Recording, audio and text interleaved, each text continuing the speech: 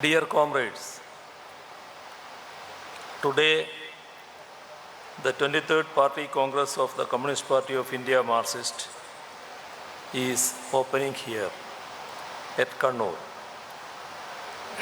As many of you are aware, Kannur has a valiant history of a series of historic struggles by peasants and working class against exploitative class relations that were sought to be protected by the imperial regime in the last century. Kannur is hosting the party congress for the first time. Prior to this, 4 party congresses have been held in Kerala at Palakkad, Kochi, Thiruvananthapuram and Kozhikode. Kannur is the birthplace of Comrade AKG, a towering communist leader in the country. Comrade Adikodan Raghavan, who was martyred while serving as the convener of the Left Front, was also a native of Kannur. The CPIM's former state secretaries, Comrades C.H. Kanaran, E.K. Nayanar, and Chadiyan Govindan also hailed from Kannur. It needs mention here that Parappuram in Kannur district was the venue of the meeting held in 1939 December, which resulted in the formation of the Communist Party in Kerala. The comrades who participated in the meeting were activists of the freedom movement and were then functioning within the Congress as leaders of the Congress Socialist Party. The conference elected Comrade P. Krishna Pillai as the first secretary of the Kerala State Committee. Krishna Pillai is a legendary figure, and the name Comrade in Malayalam Saghav is associated with his name. 2 years prior to this, in 1937, the first cell of the Communist Party in Kerala was formed with the participation of S.V. Ghate. The communists have been in the forefront of anti-imperialist, anti-feudal struggles and have been the leading lights in the agitations of the working class for a decent livelihood and civil rights. In the 1940s, party comrades led heroic struggles against the oppressive feudal relations and rag trending. The abject misery of the peasants was sought to be alleviated by organizing them and giving them courage to question the feudal order and be part of agitations to overthrow the same to realize a better tomorrow. The Communist Party in Kannur has its origins in the various peasants and workers' struggles that emerged as part of India's fight for freedom.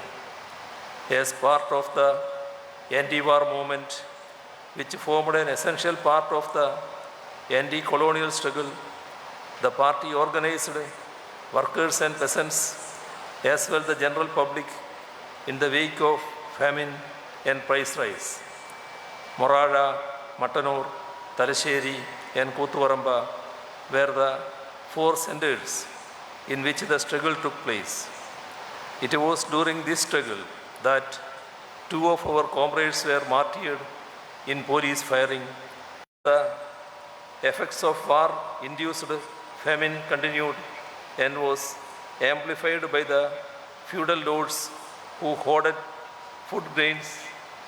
Struggles were conducted to capture hoarded rice and to distribute it amongst the people. In Karivallur, 2 of our comrades lost their lives in police firing as they were resisting gundas of feudal lords who were trying to hoard grains. In Kavambai, police fired at a meeting of farmers and 5 comrades lost their lives. In this period, several struggles took place in Muniyankunnu, Tillangeri, Korom, Padikun, and so on too. Even in independent India, the party had to wage struggles to secure the rights of the toiling masses.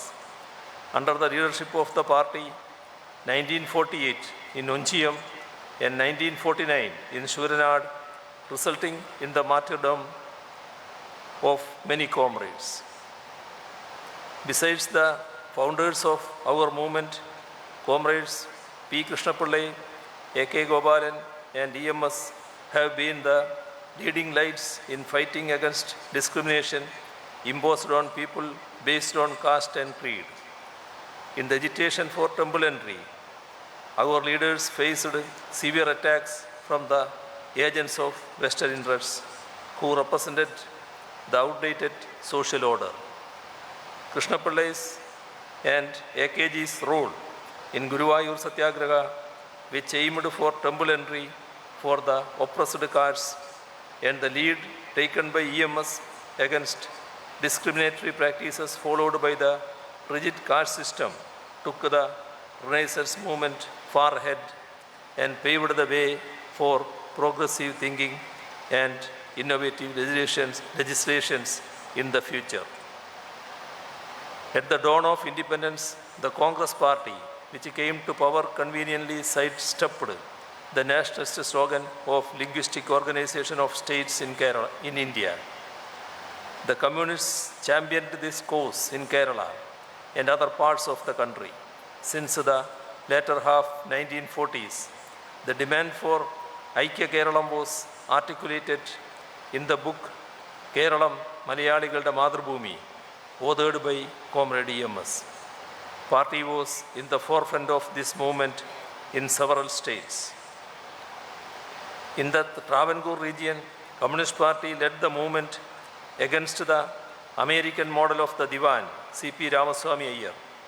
The Punnapravayala struggle, led by kayar workers in Alappuzha under the guidance of the Communist Party, put paid to the anti-national ambitions of the Divan and the princely rule. During 1948-1952, our comrades had to face severe state repression and many had to go underground and organize the party. Despite attempts to suppress the movement, our popular support grew. This was because of the organic link our leaders developed with the masses, comprising agriculture workers and other sections of toiling masses.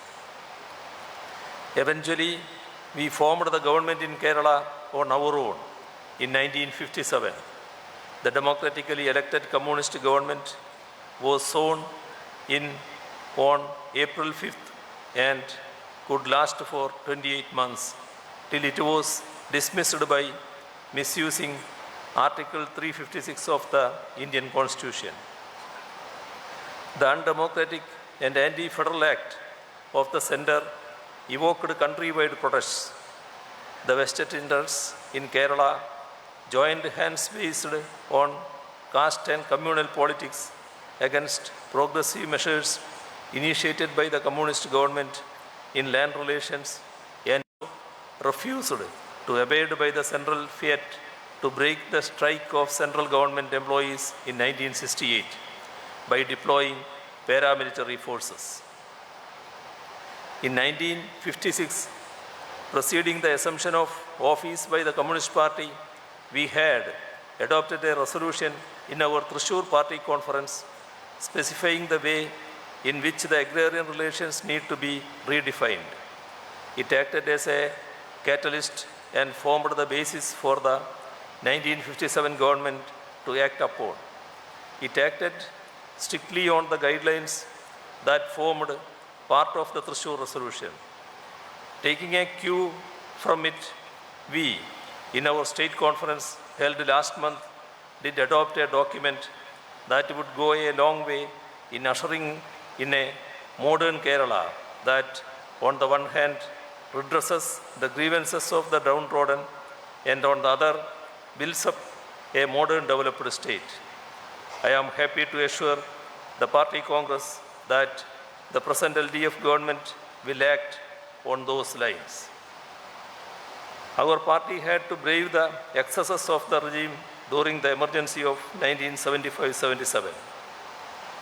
We could effectively counter all designs of the ruling classes to break our party and keep it permanently out of to form government.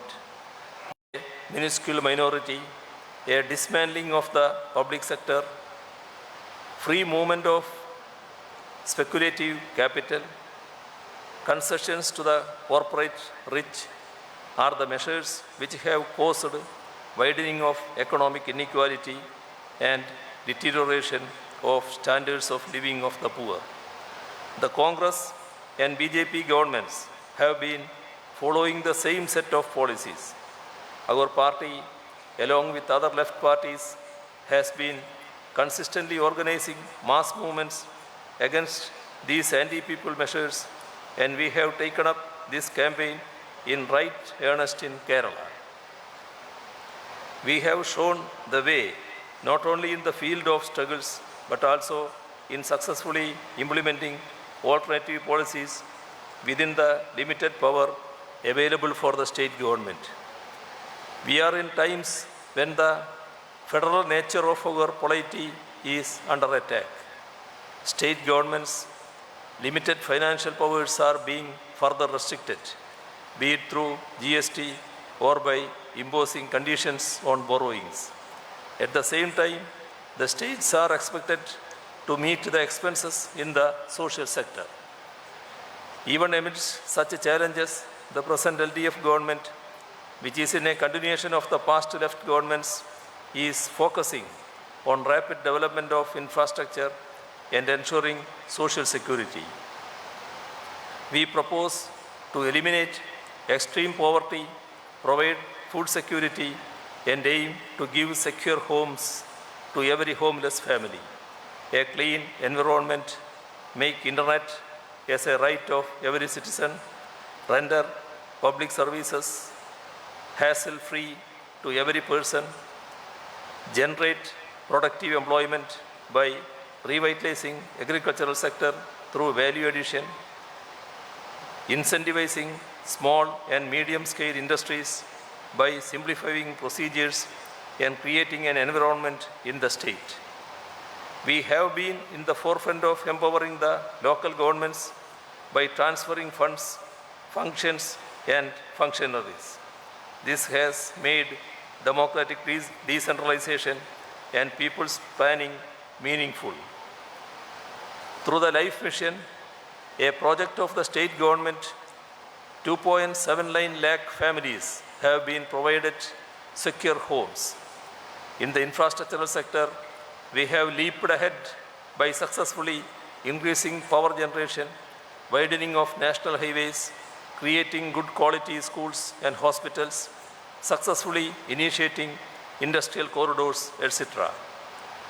We are also trying our best to implement the semi-high-speed rail system, making possible travel from the southernmost district to the northernmost district in Kerala in a time span of 4 hours by making all efforts to get the approval from the central government.